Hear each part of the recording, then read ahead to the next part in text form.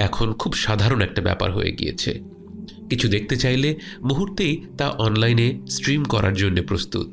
কিছু খেতে চাইলে রেস্টুরেন্টে যাওয়ার প্রয়োজন নেই, বরং খাবারটি আমাদের কাছে চলে আসে কিছুক্ষণের মধ্যেই। একটু বোর্ড হলে সোশ্যাল মিডিয়া অ্যালগোরিদমে বয়ে আসা ডোপামিনের অবিরাম স্রোতে নিজেদের ভাসিয়ে দিতে পারি নিমিষেই।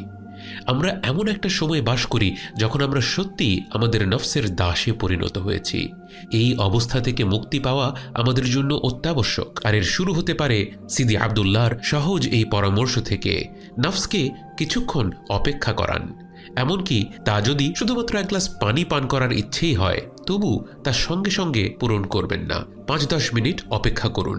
এর মাধ্যমে নফসকে বলা হয়, তুমি প্রভু নও, তুমি দাস, তোমাকে অপেক্ষা করতে হবে। এই কাজটিকে ছোট মনে হলেও বাস্তবে এটি আমাদের জীবনে বড় বড় পরিবর্তন নিয়ে আসার একটি ভিত্তি তৈরি করতে পারে।